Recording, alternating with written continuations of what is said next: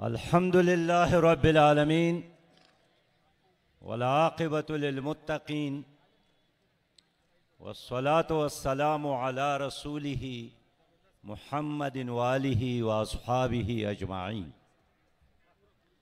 अम्मा बाद फ़अऊज़ु बिल्लाहि मिनश शैतानिर रजीम। बिस्मिल्लाहिर रहमानिर रहीम। व अंतुमुल अअलौना इन कुंतुम मुअमिनीन। सदक़ल्लाहुल अज़ीम।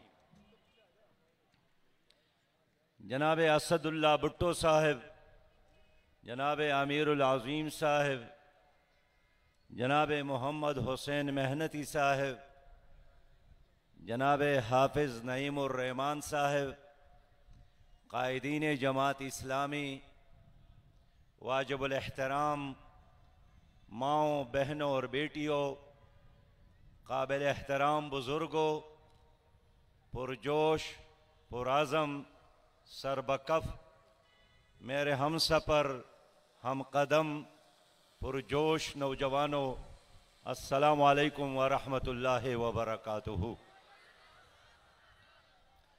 मैं इस अज़ीम-ए-शान एहतिजाजी जलसा पर अहले कराची को मुबारकबाद भी देता हूँ और चंद घंटों की तैयारी पर इंसानों का ये समंदर, माओं बहनों और बेटियों की मौजूदगी, बुजुर्गों और नौजवानों के ये नारे, ये इस बात की अलामत है कि अब ये शहर आगे बढ़ेगा, तरक्की करेगा, रोशनी और खुशहाली का शहर बनेगा और जमात इस्लामी पाकिस्तान का कारकुन जनाब हाफिज नईमुर रहमान साहब इस शहर का मेयर बनेगा। मेरे लोगों, मेरे भाइयों और बहनों, अल्लाह गवाह है, जमात इस्लामी इस पाकिस्तान में अल्लाह का निज़ाम चाहती है। हम खिदमत इसलिए करते हैं कि लोग अल्लाह के दीन के साथ जुड़ जाए।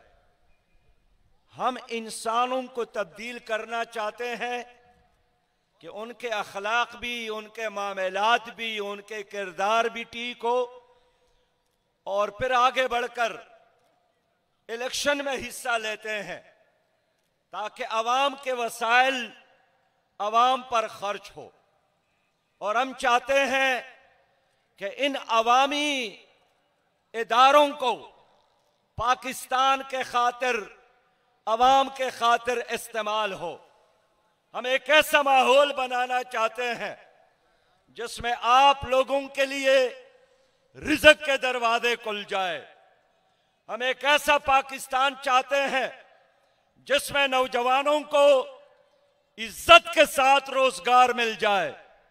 हम एक ऐसा पाकिस्तान चाहते हैं जिसमें हर मजलूम को इंसाफ मिले, जिसमें हर बेघर इंसान को छत मिले, जिसमें लोगों को साफ पानी मिले, जिसमें हर पाकिस्तानी को इलाज की सहूलत मिले और जिसमें महमूद और अयाज एक सब पे नजर आए।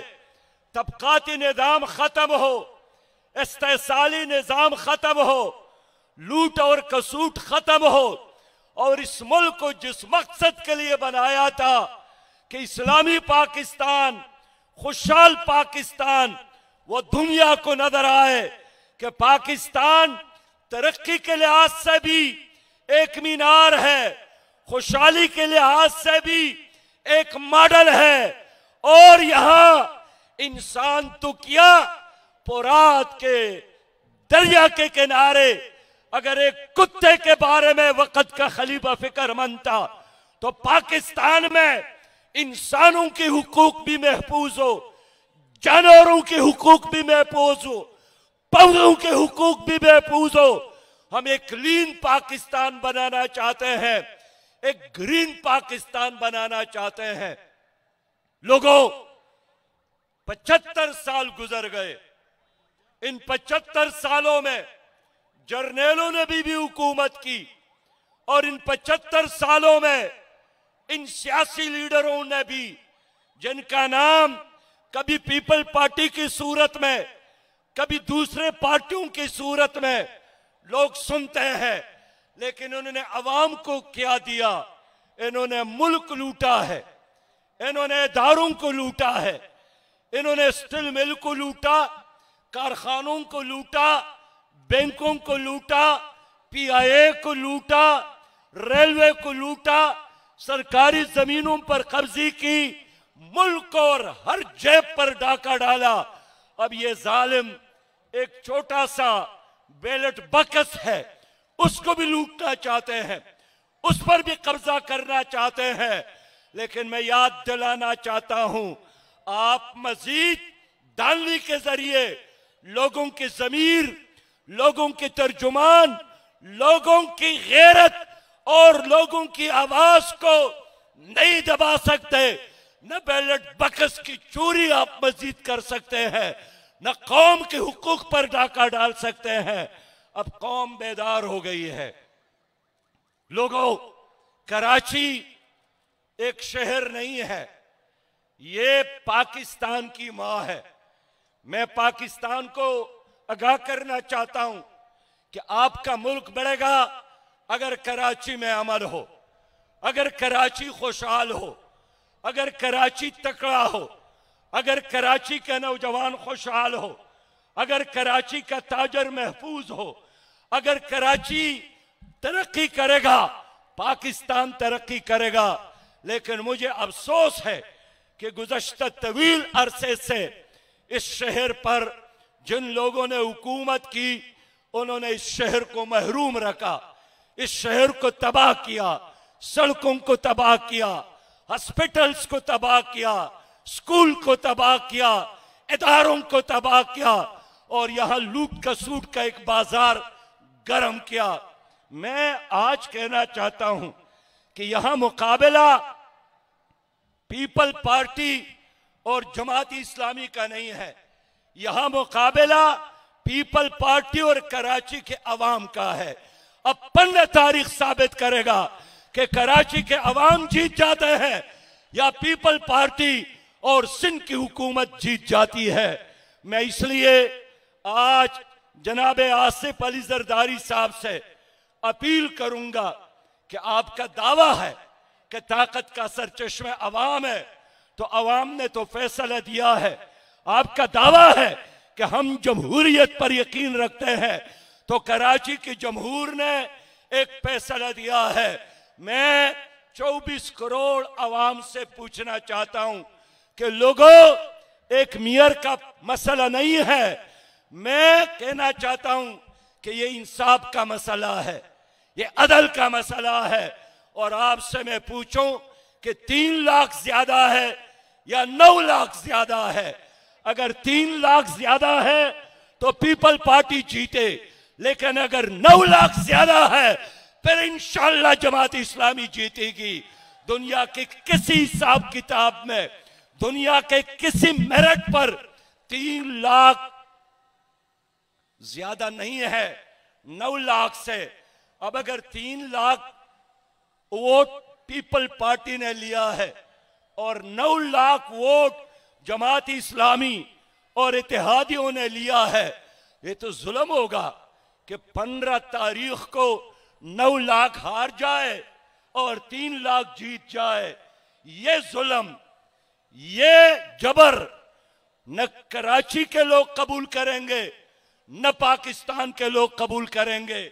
और आज मैं इसलिए आया हूं कि पीपल पार्टी और सिंध को पैगाम देना चाहता हूं कि लोगों की आवाज को सुनो, कराची के मैंडेट को कबूल करो, वरना मैं जमात इस्लामी के अमीर की हैसियत से कहना चाहता हूं, मैंने कराची को तनहा नहीं छोड़ना है, पूरे मुल्क को कराची के पुष्प पर हमने खड़ा करना है।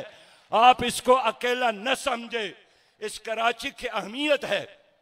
गुज़श्ता मई में मैं जोब किया, जोब में मुझ पर हमला हुआ, जमात इस्लामी के जुलूस पर एक खुदकुश हमला किया गया। लोगों, आप भी जानते हैं इतने वाक़े के बाद हर कोई चाहता है कि वो पहले मरहले में अपना घर और अपने बच्चों से मिले, लेकिन मैं घर जाने की बजाय यूरोप से सीधा कराची आया था, इसलिए कि इस इलेक्शन की अहमियत मेरे लिए घर जाने से, बच्चों के साथ मिलने से ज्यादा अजीज और अहम था। ये पाकिस्तान का मसला है, ये 24 करोड़ अवाम का मसला है। इसलिए लोगों, मैं आसिफ अली जरदारी साहब से तवक्को रखता हूं कि वो सिंध की इंतजामिया को, सिंध में आरोस को इलेक्शन कमीशन के दौरान जितना भी उसका अमला है इस्तेमाल कर सकते थे। पुलिस उनके साथ, आरोस उनके साथ, वसाइल उनके साथ, दौलत उनके साथ, खरीद और फरोख्त का गुर उनके साथ, लेकिन इन तमाम तरीकों के बावजूद अगर आवाम ने फिर भी जमात इस्लामी पर एतमाद किया तो फिर कुदरत का ये फैसला तस्लीम करो कि आप हार गए हैं और हम जीत गए हैं। आपको मुस्तरद किया गया है, जमात को कबूल किया। लोगों, मैं समझता हूं कि जमात इस्लामी के साथ इस शहर का मेयरशिप आएगा, हम जुल्म नहीं करेंगे, हम खियानत नहीं करेंगे, हम किसी एक कौम, एक नस्ल, एक मसलक को नहीं, पूरा मुल्क साथ चलाने की सलाहियत रखते हैं। कराची है भी सबका, कराची सबका है, और ये नारा है तो फिर सब लोगों ने जमात इस्लामी का साथ दिया। इसलिए तमाम लोगों की तर्जुमानी और उनकी हुकूक की हिफाजत जमात इस्लामी कर सकती है। लोगों, हम पर एतमाद करो। हमने इस्तांबुल को आबाद किया और इस्तांबुल के लोग अब वहां की इस्लामी तहरीक पर फख्र करते हैं। हम कराची को भी इंशाअल्लाह इस्तांबुल की तरह आलमी इस्लाम का कायद शहर बना सकते हैं, रोशन शहर बना सकते हैं, तरक्की याफ्ता शहर बना सकते हैं। लोगों, इसलिए कि हम क्लीन लोग हैं, हमारा कोई जाती एजेंडा नहीं है, हमारे साथ मुनज़्ज़म लोग हैं, हमारे साथ क्वालिफाइड लोग हैं, हमारे साथ मुखलिस लोग हैं। जब भी हम पर कौम ने एतमाद किया, अल्हम्दुलिल्लाह हमने डिलीवर किया है। वो नेमतुल्लाह खान की सूरत में हो, वो जनाब अब्दुल सत्तार अफगानी की सूरत में हो, आज मैं आपके साथ खड़ा हूं। खैबर पुख्तनख्वा में हम पर एतमाद किया गया, हमारे चंद वज़रा थे, अल्हम्दुलिल्लाह हमारे जमात इस्लामी के उन वज़रा की तारीफ पाकिस्तान के अंदर तो क्या, वर्ल्ड बैंक के कंट्री डायरेक्टर ने बैनुल-अक़वामी इजलास में किया कि अगर पाकिस्तान के तारीख में कोई फाइनेंशियल मैनेजमेंट, फंड यूटिलाइजेशन, दियानतदारी, अमानत के साथ काम करता है तो जमात इस्लामी के वज़रा है। हम कराची के वसाइल कराची ही पर खर्च करेंगे। आपको याद है, पाकिस्तानी कौम को याद दिलाना चाहता हूं कि इस शहर का एक मेयर था अब्दुल सत्तार अफगानी, उसका नाम था। करोड़हा नहीं, अरबहा का बजट उनके हाथों में था, लेकिन उनकी अपनी मैयत और उनकी जनादा एक ऐसे घर से निकला कि किराए के घर में रहते थे। लोगों, इससे ज्यादा और दियानतदारी और क्या हो सकती है। खुदा के बंदो, जापान तबाह हुआ 1945 में एटम बम के इस्तेमाल की वजह से। नागासाकी, हिरोशिमा जल गया, लेकिन अच्छी क़ियादत की वजह से जापान एक मुआशी सुपर ताकत बन गया। सिंगापुर को 1965 में मलेशिया ने इसलिए अलहदा किया कि वो एक दलदल था, वहां लोग कज़ाक थे, चोरियां करते थे, लेकिन ली योकुन यूकिन क़ियादत मिली और उन्होंने सिंगापुर को तरक्की दी। यहां उनका कायद आया था, इस शहर से ताल्लुक रखने वाले ममनून उस्मान उनसे मिले और कहा कि ली, हम भी सिंगापुर की एयरपोर्ट को, कराची की एयरपोर्ट को सिंगापुर की तरह बनाना चाहते हैं। उसने कहा, बाबा, ये जो सिंगापुर का एयरपोर्ट है, ये तो एक पाकिस्तानी कैप्टन सईद ने बनाया है, उनको हमने बुलाया, उसने हमारे लिए ये सिंगापुर का एयरपोर्ट बनाया। खुदा की कसम वो साइल की कमी नहीं है, 1000 किलोमीटर साइल है। अमरीकी मुसन्निफ ने लिखा है कि पाकिस्तानी बदकिस्मत कौम है कि इनके पांव तले सोना मौजूद, चांदी मौजूद, यूरेनियम मौजूद, हर चीज मौजूद, इसके बावजूद भी ये भूखे सोते हैं। किस वजह से? ना अहल, ना लायक, और इस क़ियादत की वजह से जो इस पाकिस्तान पर इस वक्त मुसल्लत है। इसलिए मैं उन तमाम लोगों से, मैं तो सुप्रीम कोर्ट से भी कहना चाहता हूं, चीफ जस्टिस से भी कहना चाहता हूं, मैं इलेक्शन कमिश्नर से भी कहना चाहता हूं, मैं इस मुल्क को चलाने के दावे करने वाले उन तमाम इदारों से कहना चाहता हूं कि अगर आप लोगों ने 15 तारीख को कराची में एक शफाफ इलेक्शन को यकीनी नहीं बनाया तो हम समझेंगे कि आप जालिमों के साथ है, मजलूमों के साथ नहीं, आप खयानतकारों के साथ है, दयानतदारों के साथ नहीं। इसलिए मैं उम्मीद रखता हूं 15 तारीख का सूरज कराची के लिए, अहले पाकिस्तान के लिए कामयाबी का सूरज तुलो होगा इंशाअल्लाह।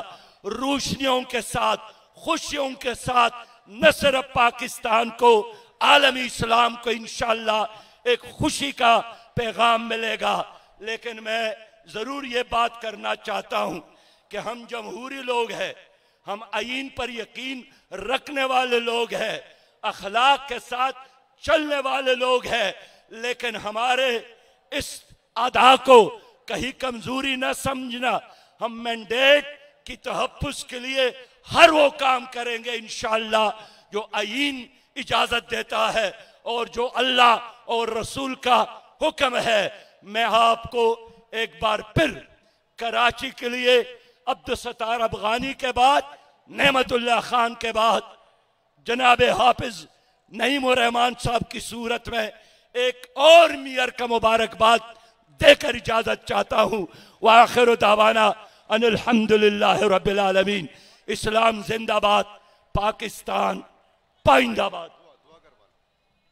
या रब्बे जुल जलाल पाकिस्तान को अमन का गहवारा बना दे, इस्लाम का गहवारा बना दे, और 15 तारीख को इस शहर की कामयाबी का दिन बना दे। जिन लोगों ने जुल्म किया, जबर किया, धांधली की, उनके साजिशों को नाकाम बना दे। इस शहर के हुकूक के लिए जितने लोगों ने जदोजहद की है, अल्लाह उनके जदोजहद को कबूल फरमाए और हमारी जिंदगी में पाकिस्तान को इस्लाम का, अमन का, तरक्की का, खिलाफत का मरकज बना दे। व आखिर दावाना अनिल हम्दुलिल्लाहि रब्बिल आलमीन।